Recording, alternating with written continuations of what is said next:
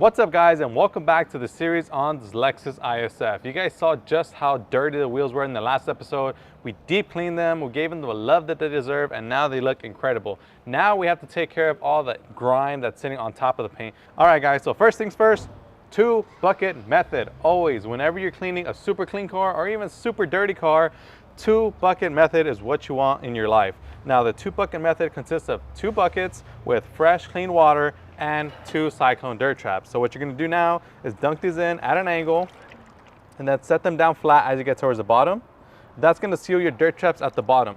Now those cyclone dirt traps are going to create a filter at the bottom of your bucket. Now that's going to filter out any kind of abrasives like dirt, grime, or anything that's sitting on the surface of your vehicle that you're picking up with your wash mitt. Because as you can imagine, it's dirty. You're picking up all that stuff with your wash mitt. If you're going back and forth from your bucket to your car, you're gonna be rubbing in the same dirt and grime that you're taking off. So that's one great way to reduce the chances of scratches and swirls during your wash, and it's super easy. All you gotta do is just put them at the bottom, you're done. So the next product that we're gonna do and use is gonna be our citrus washing gloss. Now citrus washing gloss is great because it's a hyper concentrated citrus-based soap that's gonna do an incredible job at breaking down tough dirt and grime that's been sitting on your paint. And it also has a unique blend of gloss enhancers that leave a freshly waxed look. With that, we're gonna be pairing it with our Torque Big Mouth Max Release Foam Cannon. We're gonna open up the nozzle here, and then we're gonna grab our bottle of citrus washing gloss. Now with citrus washing gloss, you wanna shake it before you use it because it has a synthetic blend of gloss enhancers and soap formulation that you wanna mix in well together before you use it. So just give that a nice shake, and then you know that the soap is ready to use once it's all one color. So now that it's all mixed in together, we can go ahead and grab it, open up the spout, and then we're gonna dedicate my right side bucket as a soap bucket. So I'm gonna go ahead and pour about 1 ounce. And then we're gonna put about 2 ounces into our foam cannon.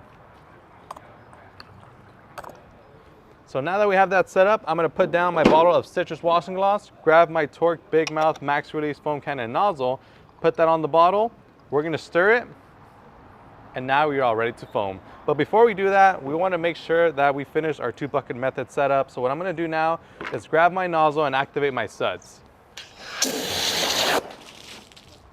And now that my suds are activated, all I'm gonna do now is grab my chenille microfiber wash mitt, dunk that in there so it kind of pre-saturates in all that soapy goodness. And then we're gonna go ahead, rinse off the car to knock off loose dirt and debris, and then we're gonna get into the foaming process, so stay tuned. All right guys, so right now what I'm gonna do is start off by rinsing off the vehicle. Now when you go to rinse off your vehicle, don't just go ahead and blast it wherever you want. Start from the top and then work your way down. So by that, what I mean is you wanna start from up here. Make sure that you thoroughly rinse off the roof. And then after you do the roof, you can go ahead and do the surrounding areas such as the windshield, the side, the rear glass, and then you can go ahead and move down to like the hood and the sides of your vehicle.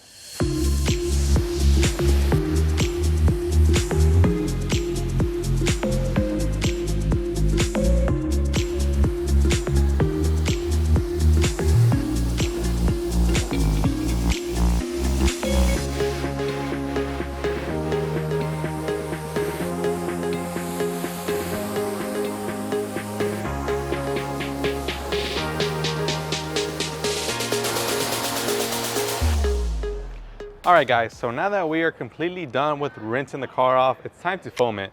Now today I'm gonna be doing something a little bit different. Today I'm gonna be foaming the car twice. Now the reason I'm gonna be doing that is simply because this car is extremely dirty and I wanna get rid of as much dirt and grime that's sitting on the surface before we get into our contact wash. So right now I'm gonna start off from the top of the vehicle. So I'm gonna grab my Torque Big Mouth Max Release Foam Cannon. I've already snapped it onto my Torque Snubby. I'm gonna make sure that my dial is set to max foam. Then I'm just gonna adjust my fan right here. That way I have a nice spread. And then I'm gonna start from the top of the vehicle and then work my way around the side and towards the bottom. Kind of like how we did the rinse, we're gonna do the exact same thing with the foam. So I'm gonna foam up this entire thing and then I'll be right back with you guys.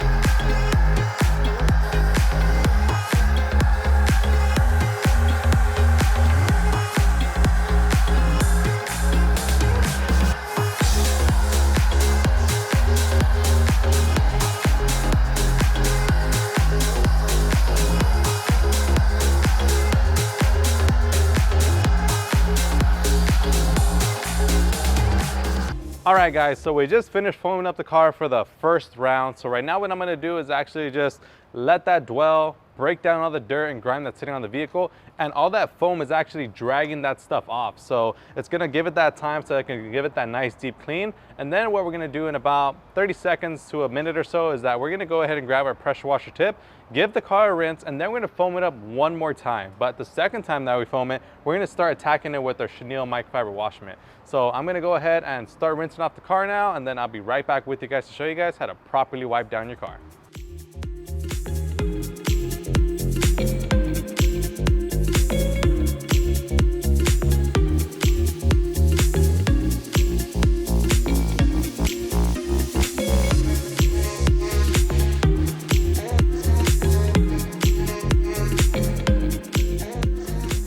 All right guys, now since we know that we're gonna give this car a second coat of foam, we don't have to go crazy in terms of rinsing every single drop of soap off the car. So what we're gonna do now is just connect the foam cannon once again, foam it up, and then we're gonna start doing a contact wash.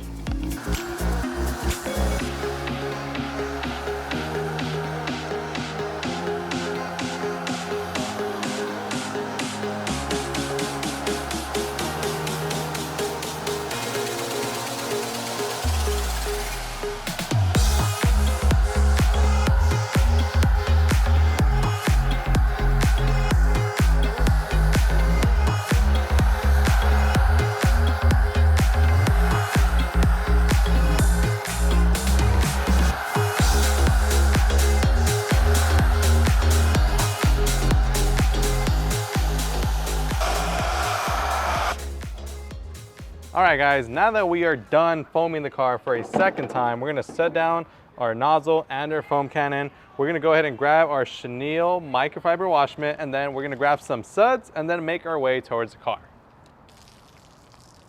All right guys, so now that the car's all foamed up for the second time, all we're gonna do now is just give it a final wipe down, and this is gonna help break down and remove any kind of lingering dirt, grime, or any kind of films that are lingering on the surface of the vehicle. Now, whenever you're wiping down your vehicle, you always want to start from the top, from the roof, work your way down and around, and you always want to make sure to work in linear motions. So what you don't want to do is do this, circle thing, because if you were to get any kind of rock chip or any kind of debris caught in your wash mitt and you start mimicking that motion, guess what? You're gonna have that swirl all over your car, and that's what you don't want. So make sure that you always wipe in straight motions and inspect your wash mitt frequently. That way you can ensure that there's absolutely nothing on there that can potentially scratch up your vehicle. And you also have two different sides to your wash mitt. I just finished using this side on basically this top half. Now I'm gonna flip my hand inside out, inside the glove, sorry. Now I'm gonna use this side as well to wipe it down.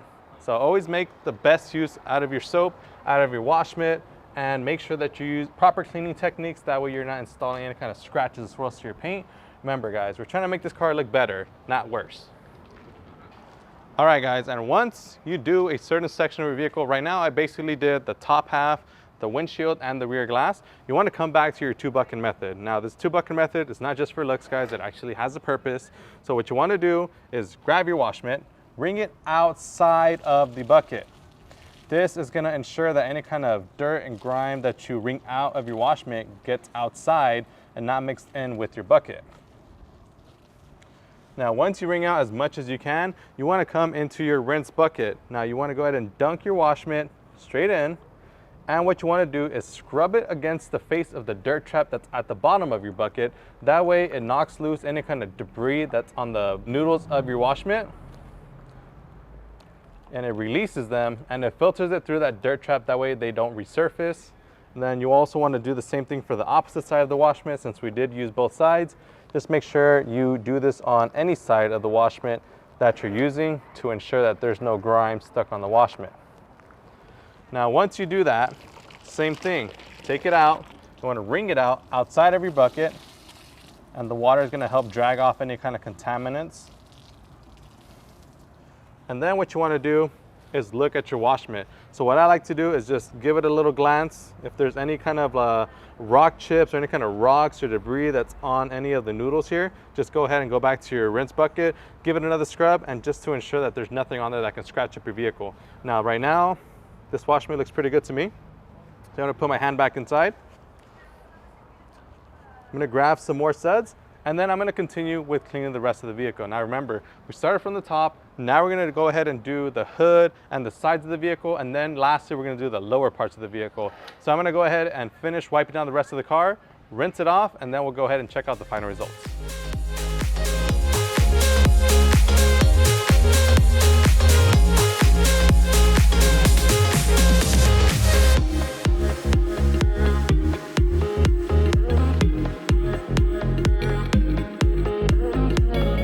All right guys, and then whenever you go for your rinse, one recommendation I would give you guys is always start from the top and then work your way down. Reason for it is because the last thing that you want to do is rinse off one side of the vehicle and then you go to rinse off the other side and all that stuff just jumps over to the other side. So work your way from the top, work your way down, and this way you're gonna save yourself some time in terms of having to not, rinse off the same area more than once.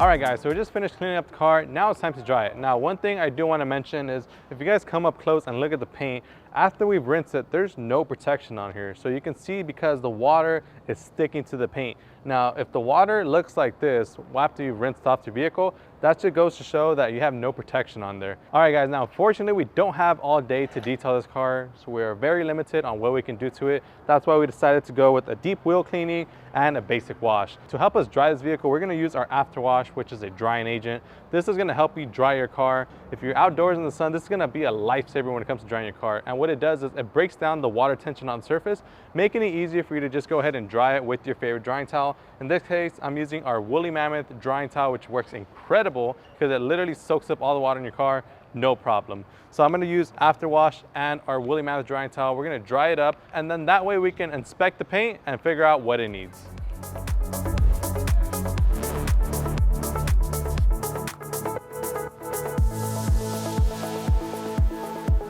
All right guys, so as we're drying this car, I can already tell a few things just by judging and looking on the paint. So one thing you will notice that there's a ton of fallout and contamination embedded on the paintwork. That's why the black paint doesn't look as glossy or as, it doesn't have as much depth either. And another thing that I do want to mention is I can go ahead and feel my hand on the paint. It sounds extremely rough, which means that it has embedded contamination, and we're definitely gonna have to clay bar this in order to remove that and get that nice, smooth glass feel. This paint is also very oxidized, so you can tell that by just looking at the paint. And if you're the original owner of your vehicle and you know what the car looked like when you first got it, and it doesn't look like that now in terms of the depth, then that's another indication that you have oxidation in your paint, which clouds the paint, makes it look not as rich and as vibrant. Now, unfortunately, we don't have all day today to get all that done. I would love to clay bar and polish and ceramic coat this vehicle to perfection, but that's all the time that we have today. So if you're dealing with a vehicle like this, make sure to leave in the comment section below what you guys would love to see us do here on this channel.